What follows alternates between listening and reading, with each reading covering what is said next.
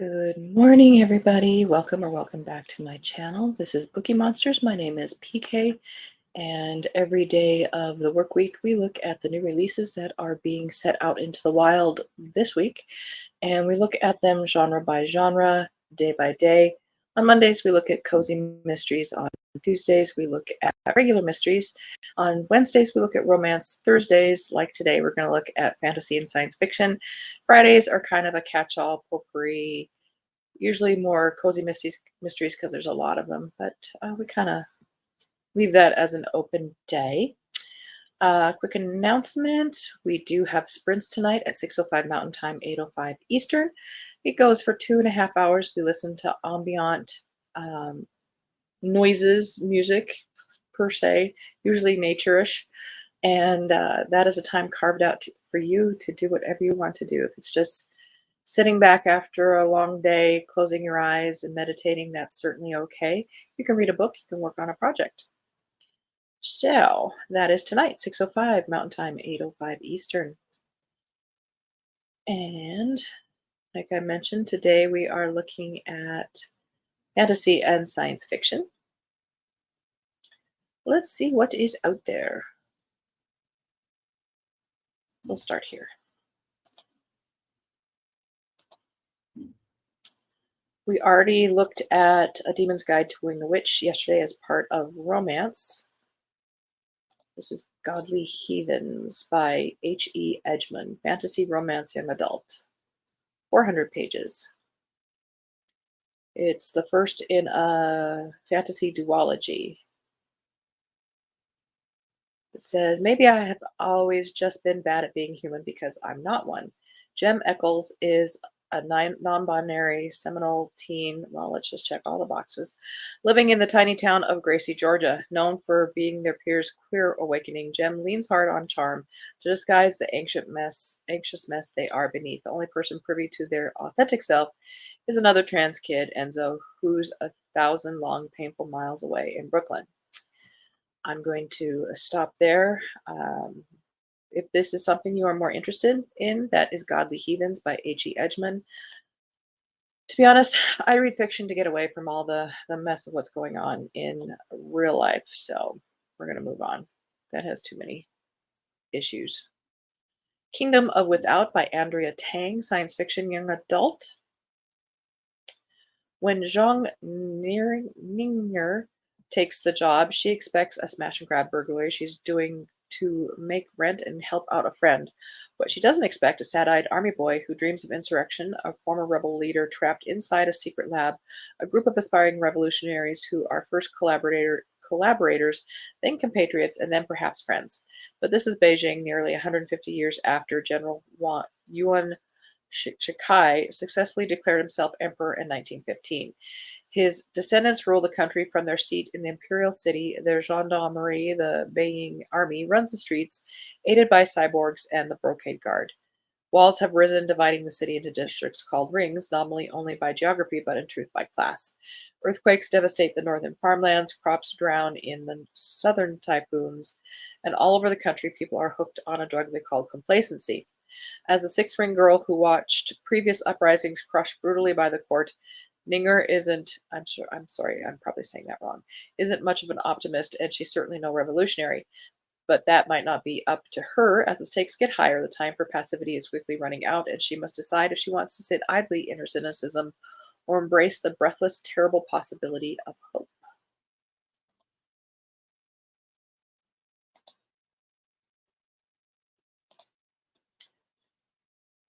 Like Thunder by Nadi Okorafor. Science fiction. It's a sequel to Shadow Speaker. Niger, West Africa, 2077. Welcome back. This second volume is a breathtaking story that sweeps across the sands of the Sahara, flies up to the peaks of the Air Mountains, cartwheels into a wild megacity. You get the idea. I am the desert magician. I bring water where there is none. This book begins with, I'm not even going to attempt that name, slowly losing his mind. Yes, that boy who can bring rain just by thinking about it is having some issues. Years ago, he went on an epic journey to save Earth with the Shadow Speaker girl, Aji e.g., who became his best friend. When it was all over, they went their separate ways, but now he's learned their quest never really ended at all. Shards of Glass by Michelle Segara. Fantasy. The academia, once an elite proving ground for the rulers of the world, has been frozen for centuries. Now its strange slumber has ended, and a new chancellor, an orange eyed dragon, has reopened its lecture halls and readied its dorms. In order to thrive once more, however, the academia needs fresh blood, new students with a passion and talent for learning. One such student, Robin, has the perfect recruit in mind, his friend Raven, an orphan who lives in the dangerous Warrens. Robin grew up in the Warrens, and he wouldn't have made it if not for Raven.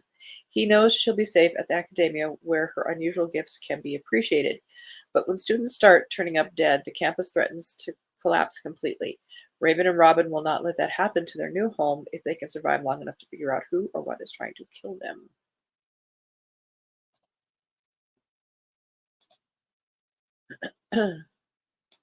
Kingdom of Sweets by Erica Johansson.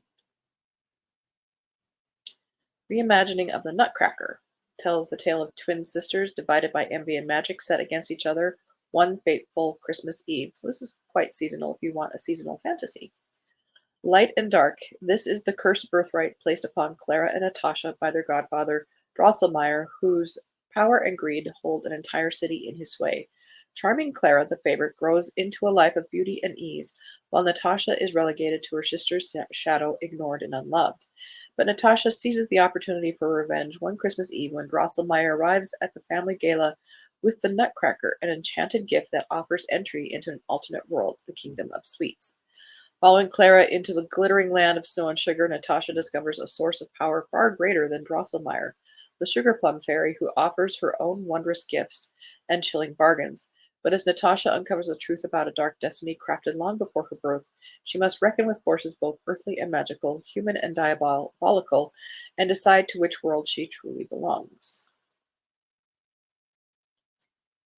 Again, if you are a fantasy reader and want something seasonal, that sounds like just the ticket. And I'm closing tabs as we are getting there. There was one I was interested actually on another.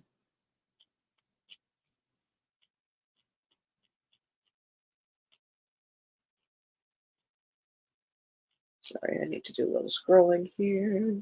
Here it is. I've read this author recently, and so I wanted to check this one out. Oh, it's a short story collection. Bother. Jennifer Estep, Stings and Stones, an Elemental Assassin short story collection, 251 pages. Gotcha.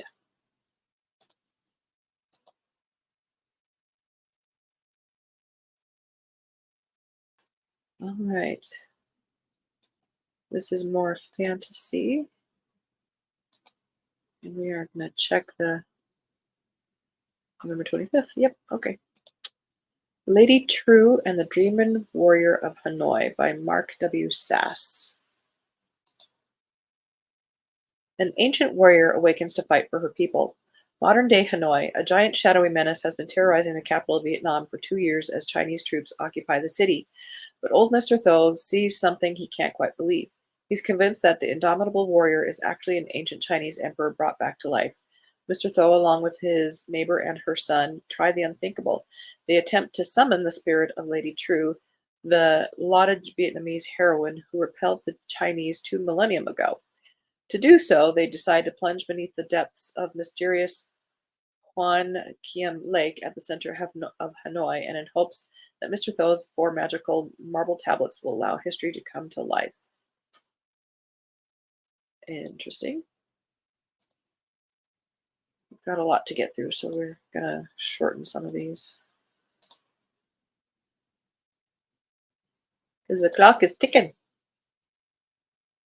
That is a pretty cover.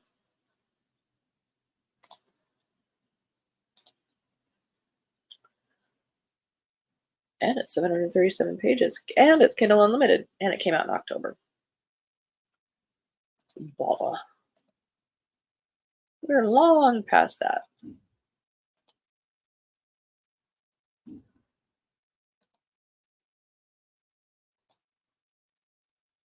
Dark clouder cats. Also October. Yay, website. We looked at that one. Mercedes Lackey. Anthology of short stories. 409 pages, though. And it came out this week. What the heck? We'll look at it. Mercedes Lackey. Oh, edited by Mercedes Lackey. Short story set in the beloved Valdemar high fantasy universe. I admit I've not read any of her books. I meant to. It is on my long-term TBR. The heralds of Valdemar are the kingdom's ancient order protectors. They are drawn from all across the land, from all walks of life and all ages, and all are gifted with abilities beyond those of normal men and women. They are mind speakers, farseers, empaths, foreseers, fire starters, far speakers, and more. These inborn talents, combined with training as emissary spies, judges, diplomats, scouts, counselors, warriors, and more, make them indispensable to their monarch and realm. Very interesting.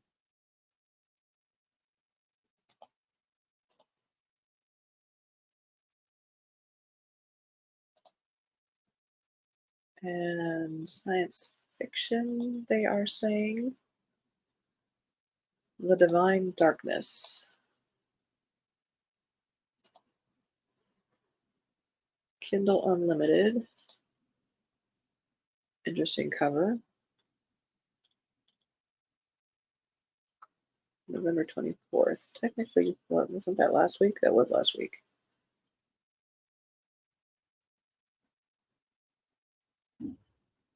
This is by Lee Mitchell. Alicia Brown led a mundane life until the day monsters started trying to kill her and random strangers began to shy away from her in awe. All hell broke loose quite literally after Randy Thomas turned right on Maine for honeys instead of making a left for home, and then murdered his beloved wife in an unusually gruesome way, escaping police and stopping traffic in New York City with a gas-spewing tentacle erupting from his mouth. His fears are confirmed that one small black slide would serve as the final tipping point for all mankind, inviting in a timeless destructive force that would lead him to the frontiers of the war to end all wars. I wouldn't necessarily say that is science fiction. That's more fantasy and very dark. I think the definition of science fiction and fantasy has gotten blurred, hard blurring in recent years. This was also last week. The Lost Family Robinson by Alan Priest. Family travel is never easy, but time travel is the worst. When the four Robinson brothers, Fred the astrophysicist, Ernie the martyr, Jack the jokester, and Will the peacekeeper, along with their wives and children, are pulled back into northern Nevada's gambling and mining past, they will have to learn how to set aside their issues with each other to get back home. For whatever their family problems are, they will need to resolve them fast because a rogue member of the Observation Council isn't adhering to the observation part of the council. And if he figures out how to steal the Robinsons' time technology before they can get home, the Robinsons will find themselves lost in the past forever. Now that's science fiction.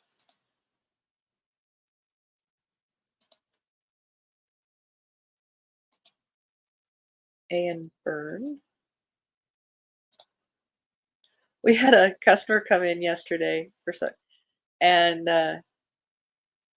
she was talking about her granddaughter named Lincoln, last name Smith, middle name Arrow, Aero, as in Aerosmith, Lincoln Aerosmith, because the dad really likes the band.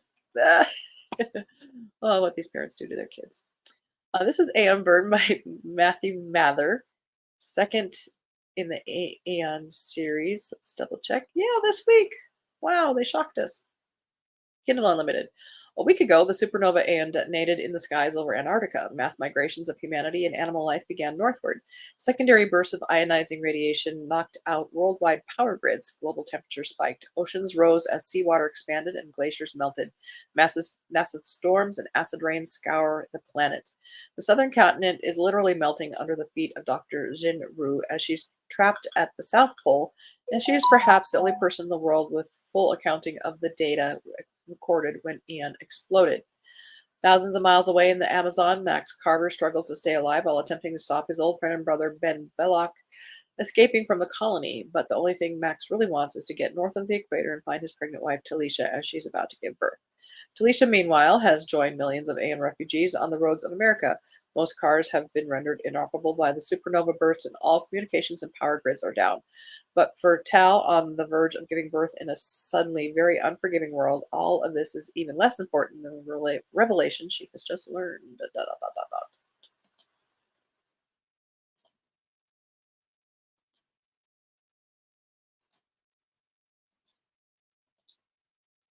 Peacemaker Wars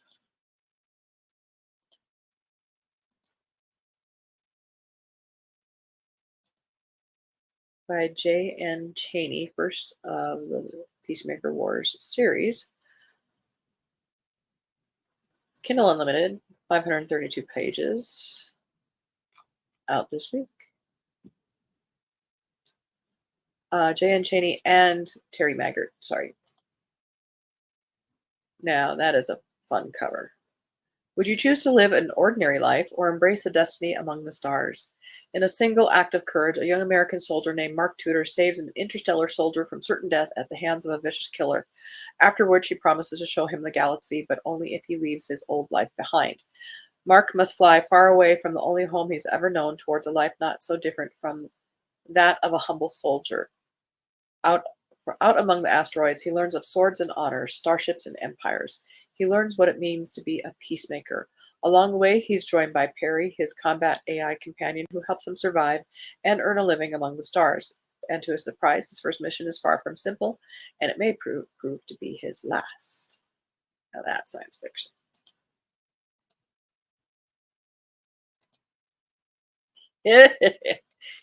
Okay, this wins best title of the week. Babysitter of the Apocalypse. Yeah,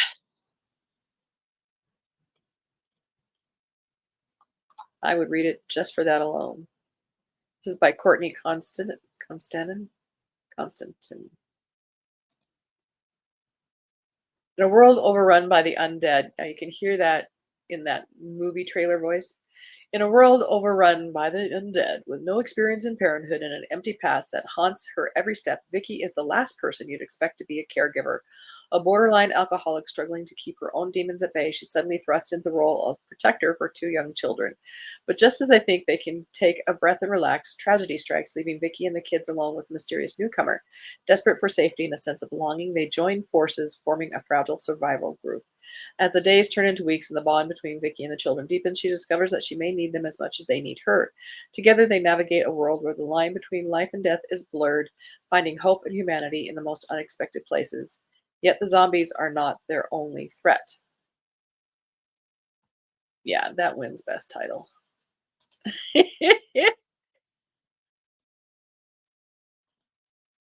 All right, let's go to this site and see what else might be. Hang on, we're scrolling. Whee, whee. Okay,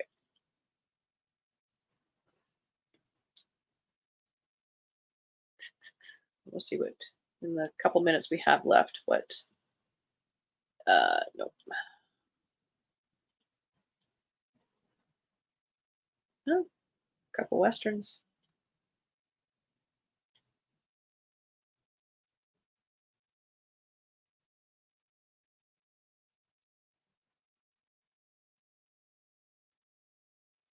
We are looking for fantasy and science fiction today.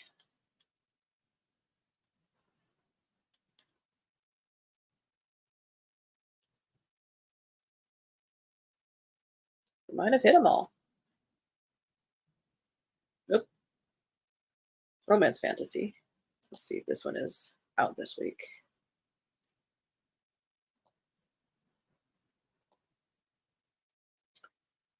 Kindle Unlimited by Kit Roca. Familiar with that author? Yep, out this week. First in the Bound to Fire and Steel series, 394 pages. From cult favorite writing duo Kit Roca comes a fiery novel set in a lush fantasy world brimming with ancient magic, dangerous circuits, and erotic connections. For 3,000 years, an ancient dragon god has protected the borders of the sheltered lands.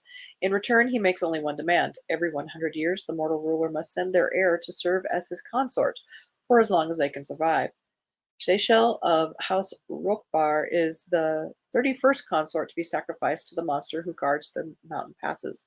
She is young, beautiful, and she has three secrets. First, she's a disposable orphan trained in seduction. Second, her handmaid, Zanya, is an assassin and the only person she has ever loved.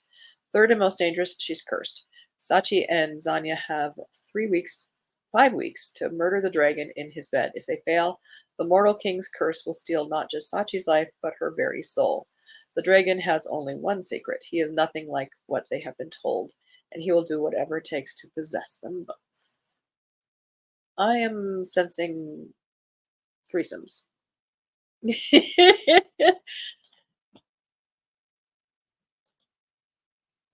know I'm not wrong. Did I get rid of that? Hey, Annalise. Good morning, good afternoon. Zombies. Absolutely. Yes, I might try it too. It's interesting. All right, we're looking, we're looking. We only got another minute left.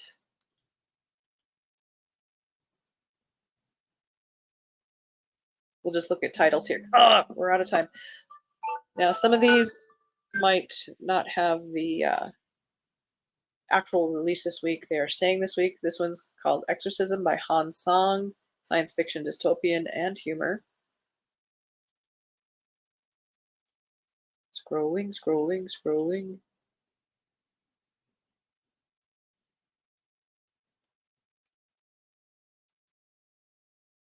Fantasy urban. Jack Girls by Danielle Marcus. Fantasy urban thriller crime. Donald Goines, Kenyatta's Escape.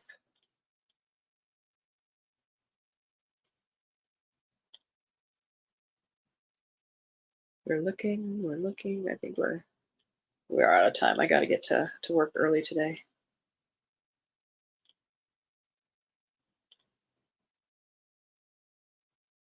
Well, I hope you guys have a good Thursday. Here's another science fiction.